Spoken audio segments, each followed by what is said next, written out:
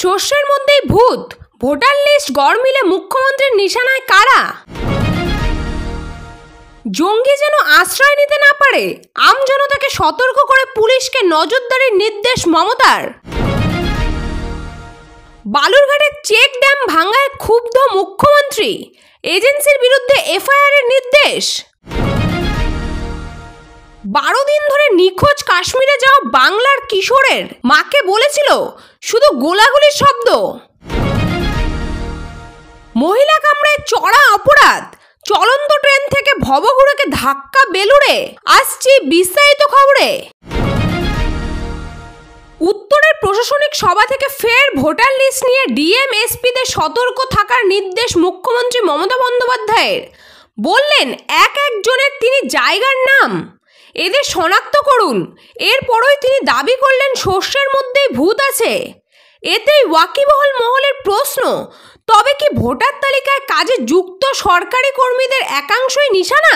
দুপুরে উত্তরকন্যায় প্রশাসনিক বৈঠক করেন মমতা বন্দ্যোপাধ্যায়। সেখানেই সীমান্তে নজরদারি বৃদ্ধি সহ একাধিক নির্দেশ দেন তিনি। সেখানেই ওঠে ভোটার তালিকায় গড়মিল প্রসঙ্গ। তখন ওই জেলাশাসক ও পুলিশ সুপারদের একাধিক নির্দেশ দেন মুখ্যমন্ত্রী। বলেন একজনের 3টে করে জায়গায় নাম, এটা যারা করছেন তাদের শনাক্ত করুন। শস্যের মধ্যেই ভূত আছে।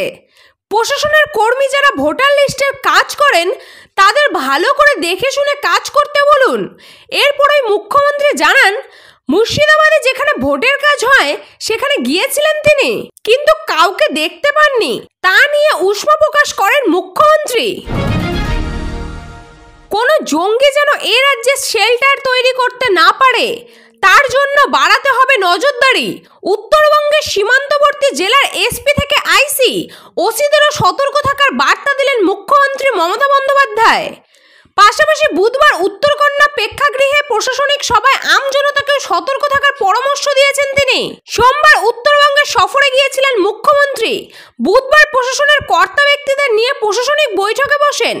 সেখানে সীমান্তবর্তী এলাকার প্রসঙ্গ উঠে আসে। মুখ্যমন্ত্রী স্থানীয় প্রশাসনকে সতর্ক করে জানান রাজ্যের বাইরে লোক বাংলায় ঢুকছে, তারা স্থানীয় বাসিন্দাদের থেকে বিভিন্ন আছিলায় আধার প্যান কার্ড থেকে একাধিক ব্যক্তি সহ তথ্য সংগ্রহ করছে। সতর্ক থাকার বার্তা দিয়ে মুখ্যমন্ত্রী বলেন আমি পুলিশকে অ্যালার্ট থাকতে বলছি, কোনো জঙ্গি যেন শেল্টার নিতে না পারে।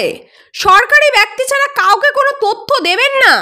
পাশাপাশি পুলিশকে টহলদারি বাড়াতে নির্দেশ দিয়েছেন মুখ্যমন্ত্রী। তিনি বলেন আগে বিভিন্ন এলাকায় টহলদারি করা হতো, এখন কম হচ্ছে। টহলদারি বাড়াতে হবে, তাহলে স্থানীয় মানুষও জানতে পারবে পুলিশ সক্রিয় রয়েছে। এছাড়াও মমতা জানিয়েছেন মালদহ, কোচবিহার, কলকাতা, ঝাড়গ্রাম থেকে বেশ কয়েকটি দলকে ধরা হয়েছে। এগুলোকে ধরা একজনের পক্ষে সম্ভব না, সবাই মিলে কাজ করতে হবে। উত্তরবঙ্গে মুখ্যমন্ত্রীর সফর চলাকালীন মঙ্গলবারে বালুরঘাটে আত্রাইতে বুকে থাকা চেক ড্যামের একাংশ ভেঙে যায়, যা নিয়ে আজ বুধবার প্রশাসনিক সভায় উষ্মা প্রকাশ করেন মুখ্যমন্ত্রী মমতা বন্দ্যোপাধ্যায়। ড্যাম নির্মাণের কাজে নিয়োজিত এজেন্সির বিরুদ্ধে এফআইআর করার নির্দেশ দিয়েছে দক্ষিণ দিনাজপুর জেলা সেচ দপ্তর নির্বাহী বাস্তুকারকে। ক্ষুব্ধ মুখ্যমন্ত্রী জেলাশাসক বিজিন কৃষ্ণার কাছে ড্যাম নিয়ে বিস্তারিত রিপোর্ট তলব করেছেন। এছাড়া ইতিমধ্যে এই কাজের দেখভালের দায়িত্বে থাকা সেচ দপ্তরের 6 জন ইঞ্জিনিয়ারকে বরখাস্ত করা হয়েছে।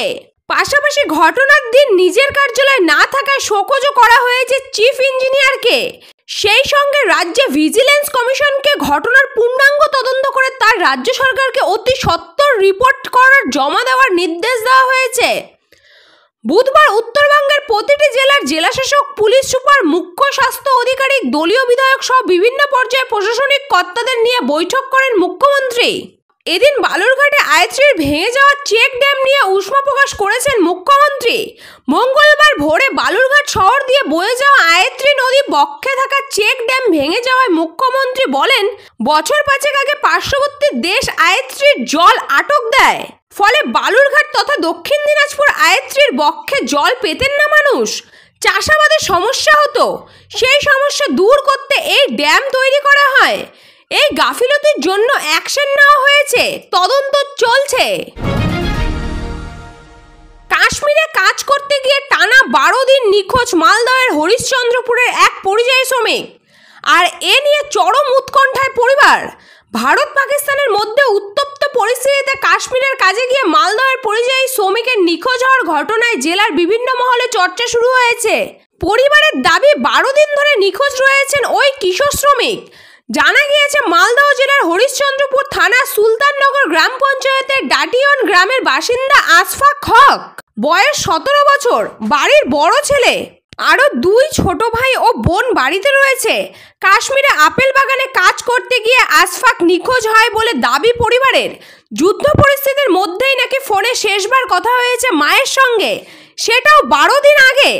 পরিবারের সদস্যরা জানান, যুদ্ধের সময় আশফাক বাড়িতে জানিয়েছিলেন তাদের ওখানে খাবারের সমস্যা হচ্ছে। এই পরিস্থিতির মধ্যেও বাড়ি ফিরে আসবেন বলে জানিয়েছিলেন। তারপর থেকে আর কোনো খোঁজ নেই। পরিবারের সদস্যরা জানান, 2 থেকে 3 রাত ব্ল্যাকআউট হয়। এই পরিস্থিতির মধ্যে সেখানে ছিলেন আশফাক। বাড়িতে মাকে ফোনে বলেছিলেন বাড়ি ফিরে আসবেন। তাকে গোলাগুলির শব্দ শুনতে হচ্ছে সব সময়। 12 দিন আগে সেটাই শেষ কথা।